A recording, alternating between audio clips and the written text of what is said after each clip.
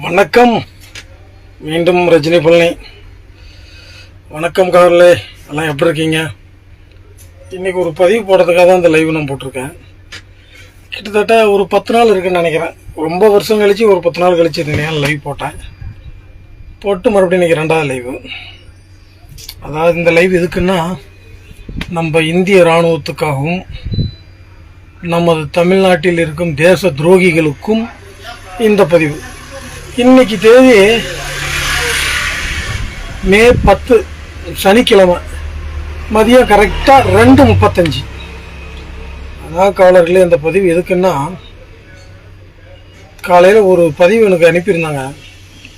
நம்ம இந்திய இராணுவ வீரன் அவர் போட்டிருக்காருங்க. உண்மையிலுமே மனசுக்கு ரொம்ப சங்கடமாக இருக்குது. நம்ம நாட்டில் எதை பற்றியோ விவாதமெல்லாம் நடத்துகிறோம், விவாத பேச்சு பேசுகிறோம்.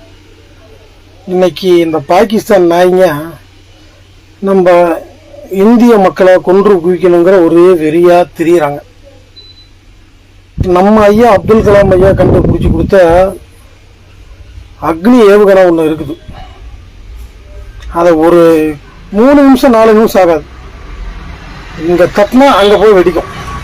அடுத்து பாகிஸ்தானே இருக்காது. இது அந்த பாகிஸ்தானுக்காரனுக்கு தெரியும்.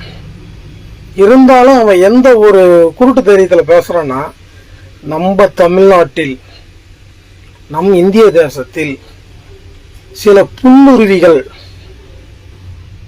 வாழ தகுதியற்ற நாய்கள் நம்ம தமிழ்நாட்டில் இருந்துக்கிட்டு அந்த கேடுகட்ட பாகிஸ்தான்காரனுக்கு இங்கே முட்டு கொடுத்துட்டு இருக்கிறானுங்க. முட்டா கூ பசங்க.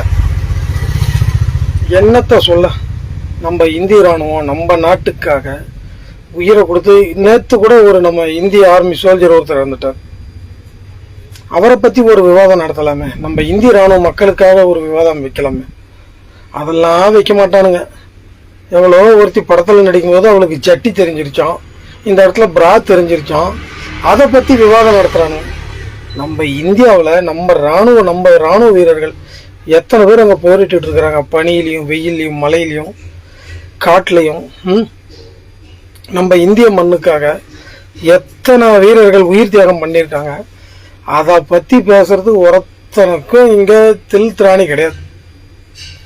அதாவது ஒன்று நல்லா தெரிஞ்சுக்குங்க, பாகிஸ்தான் நமக்கு நிகரான நாடே கிடையாது. நம்ம 100 பங்கு இருக்குன்னா நம்ம 100 பங்குல 1 பங்கு கூட கிடையாது. தான் நான் சொல்கிறேன், நம்ம அப்துல் கலாம் ஐயா கண்டுபிடிச்ச ஒரே ஒரு அணு ஆயுதம் அக்னி ஏவுகணையை போட்டோன்னு வைங்க, பாகிஸ்தானே தரமாட்டான். அவன் இங்கே இருக்கிற இந்த வெச நாய்ங்க பேச்சை கேட்டுக்கிட்டு, இங்கே இருக்கிற கைக்கூலிங்களுக்கு பணத்தை கொடுத்துக்கிட்டு, அவன் பாகிஸ்தானுக்காக கீழே ஒன்று கூட போனால் அவன் சொம்ப தூக்கிட்டு நம்ம ஆளுங்க போயிடுறாங்க. ஒன்றுக்கெல்லாம் கீழே விடாதா, நாங்களே பிடிச்சி குடிச்சிக்கிறோம், அந்த மூத்திரத்தை நாங்கள் கொடுக்குற எங்கள் சொம்புலேயே ஊற்றுங்க, நாங்கள் குடிச்சிடும். சில வேசி மகன்கள் நம்ம இந்திய நாட்டில் இருந்துக்கிட்டு பாகிஸ்தானுக்காரனுக்கு முட்டு கொடுத்துட்ருக்குறானுங்க. இது எந்த வகையில் நியாயம்? எனக்கு எனது தலைவர், எனது மகான், எனது தெய்வம் பாருங்க, என் மகான், என் உத்தமர் எனக்கு ரொம்ப பிடிக்கும். இவரை விட என் நாடு, என் இந்தியா எனக்கு ரொம்ப பிடிக்கும். என் நாடு, என் இந்திய நாடு, அப்புறம் என் தலைவர். அந்த கொள்கையோடு நான் இருக்கிறவன். ஒன்றும் இல்லை, நான்லாம் நாட்டுக்காக சேவை செஞ்சுட்டு தான் நல்லா வந்தேன். மறுபடியும் எனக்கு அந்த ஒரு சந்தர்ப்பம் கிடைச்சா நானும் போயிடுவேன். அங்கே போய் அந்த எதிரிகளை கொள்றத விட உள்நாட்டில் இருக்கிற இந்த நம்ம நாட்டிலே இருந்துட்டு நம்ம நாட்டில் தர அந்த இலவச சலுகைகள்லாம் தின்னுட்டு நம்ம நாட்டுக்கே துரோகம் பண்ணுறாங்க பார்த்தீங்களா, அந்த முட்டாள் கூதிங்களுக்கு தான் இந்த பதிவு. இந்த இன்ஸ்டாகிராமு, இந்த ட்விட்டரில், இந்த மயிறு மட்டையில் இவங்கெல்லாம் இந்த டென்டனக்கான ஆடுறாளுங்க பற்றி அந்த பொம்பளைங்க, அவங்களுக்கெல்லாம் ஒன்று சொல்கிறேன். நம்ம நாடு இப்போ இருக்கிற நிலைமையில், ஐயோ எங்கள் ஊர் தலைவர் அண்ணா வணக்கண்ணா, அண்ணா ராஜேந்திரண்ணா வணக்கண்ணா.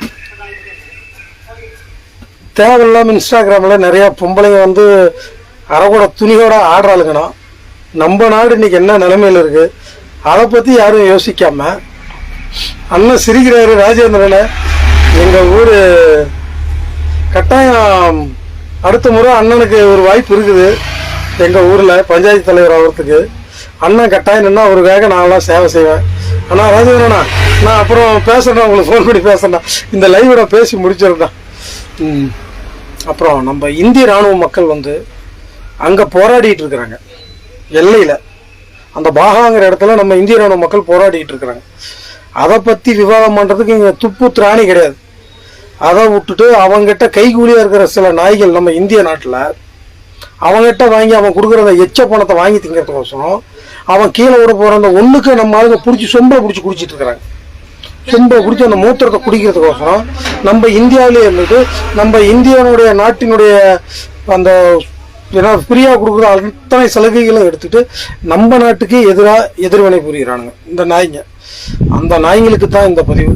ஒரு இந்திய இராணுவர் ரொம்ப மன உளைச்சலோட ஒரு பதிவு போட்டிருக்காரு. உண்மையிலுமே அதை பார்க்கும்போது ரொம்ப சங்கடமாக இருக்கு. நம்ம இந்திய இராணுவத்தை பற்றி யாராவது பேசுகிறீங்களா? அதை பற்றி ஏதாவது ஒரு விவாத மேடம் நடத்துறது, அதை விட்டுட்டு அவளுக்கு ஜட்டி தெரியுது, பிரா தெரியுது, அவள் அதை கழுவுல இதை கழுவுல, இதெல்லாம் நமக்கு தேவையா? தேவையா? நம்ம வீட்லேயும் பொட்ட பிள்ளைங்க அப்படின்னு யாராவது நினைக்கிறீங்களா? நம்ம நாட்டை பற்றி முன்ன யோசிக்கிறீங்களா? அதெல்லாம் கிடையாது. இந்த முகநூல் ஒன்று கிடச்சி போயிடுது ஆகும்னா முன்ன இந்த ஜியோகாரனை பிடிச்சி உதைக்கணும். இந்த ஜியோகாரனை உதைச்சா குறிப்பிட்டவங்களுக்கு மட்டும்தான் ஃபேஸ்புக்கு வாட்ஸ்அப்லாம் யூஸ் பண்ண ஒரு சட்டத்தை கொண்டாடணும். இங்கே நடக்கிறது உடனே அங்கே அனுப்புகிறாங்க.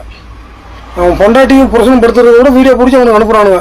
பாகிஸ்தானுக்கு அவன் பொண்டாட்டி அவன் எப்படி பண்ணுறாங்க பிடிச்சி அங்கே பாகிஸ்தானில் இருக்கிற நாய்க்கு அனுப்புகிறானுங்க. நம்ம நாட்டில் இருக்கிற சில வேசி மகன்கள் இப்படியே போனால் அது என்னதான் ஆகிறது? நாடும் கொஞ்சமாக நாட்டுப்பற்று வேணுமாடா. வீணா போன மொன்ன நாய்களே, என் இந்தியாவுக்கு எதிராக குரல் கொடுக்கும் வேசி மகன்களே, உங்களுக்கு தான் இந்த பதிவு. அந்த இந்திய ராணுவர் அவர் எவ்வளோ மரியாதையாக எவ்வளோ கண்ணியமாக, சார் எங்கள் ராணுவ மக்கள் இங்கே இறந்துகிட்டு இருக்கிறாங்க, எங்கள் சோல்ஜருங்க இறந்துருக்காங்க, அதை பற்றி பேசுங்க. எத்தனை பேர் குண்டடிப்பட்டு கைகால் உடைஞ்சி கால் உடைஞ்சி அவன் குடும்பத்தை விட்டு நம்மளை நம்பி மட்டும்தானே 110 கோடி ஜனங்கள் நம்ம இந்தியாவில் இருக்கிறோம். இந்த 110 கோடி ஜனங்களை நம்பி தானே அந்த பட்டாலியனில் போய் நம்ம நாட்டுக்கு சேவை பண்ணிட்டு இருக்கோம். அவங்கள பற்றி யாராவது ஒரு அனுதாபம், அவர் இறந்து போயிட்டா ஒரு கண்ணீர் அஞ்சலி போஸ்டி, அதை பற்றி ஒரு விவாதம் நடத்துங்களேன். அதை எவனும் பண்ண மாட்டீங்க. எவ்வளோ ஒருத்தி காட்டுறான்னு சொல்லி அதை மட்டும் பார்த்துட்டு பேசுறீங்க. குறிப்பாக இந்த பேர் என்னமோ திருச்சி வேதனாவா சாதனாவா அந்த கரகம் பிடிச்ச முண்டையெல்லாம் அவெல்லாம் அப்படி ஆடுற கருமை, மேலேயும் ஆடுது கீழேயும் ஆடுது பின்னாடி ஆடுது. அவெல்லாம் என்ன ஜென்மமாக இருப்பா? அவெல்லாம் என்ன ஜென்மமாக இருப்பா? இப்போ நாடு இருக்கிற நிலைமையில அவளை பார்க்கணும்னு தான் அவுத்து போட்டு ஆடிட்டு இருக்கிறான். அதை தான் நல்லா நாக்க தொங்க போட்டு பார்த்துட்டு இருக்கிறோம். தயவு பண்ணி கொஞ்சம் சிந்திங்க. மனுஷனுக்கு மட்டும்தான் 6 அறிவு. 6 அறிவு எதுக்கு? 6ஆம் அறிவு யோசிக்க திறன் தான். நம்ம நாட்டு மக்கள் இன்னைக்கு எந்த நிலைமையில இருக்காங்க? காஷ்மீரில் நம்ம மக்கள், நம்ம இந்திய மக்கள், நம்ம சகோதர சகோதரிகள் அங்கே இருந்தா, உங்க குடும்பத்தில் யாரோ ஒருத்தர் அங்கிருந்து ஒரு இழப்பா இருந்தா இப்படிதான் நீங்களாம் டிக்டாக்ல இன்ஸ்டாகிராம்ல போட்டுட்டு இருப்பீங்களா? நம்ம இந்திய ராணுவத்துக்கு கொஞ்சம் குரல் கொடுங்க. இந்திய ராணுவ நம்ம ஆர்மியின் பட்டாலியன் கொஞ்சம் சப்போர்ட்டா ஒரு குரல் கொடுங்க. நம்ம இந்திய பிரதமர் மோடிஜிக்கு ஒரு கனத்த குரல் கொடுத்து நம்ம இந்தியாவுக்கு ஒரு ஜெய்ஹிந்த் சொல்லுங்க. நம்ம இந்தியாவை எப்படி வலுப்படுத்தணும் அதை பத்தி யோசிங்க. அதை பத்தி யாரும் யோசிக்க மாட்டேங்கிறீங்க. தேவையில்லாத வேலைகள் தான் பண்ணிட்டு இருக்கிறீங்க. சரி, கொஞ்சம் எனக்கு வேலை இருக்கு, போன் வேற வந்துட்டு இருக்கு. மீண்டும் அடுத்த பதிவில் வரும் வரை உங்களிடமிருந்து விடைபெறுவது உங்கள் சேலம் ரஜினி பழனி. நன்றி, வணக்கம், ஜெய்ஹிந்த்.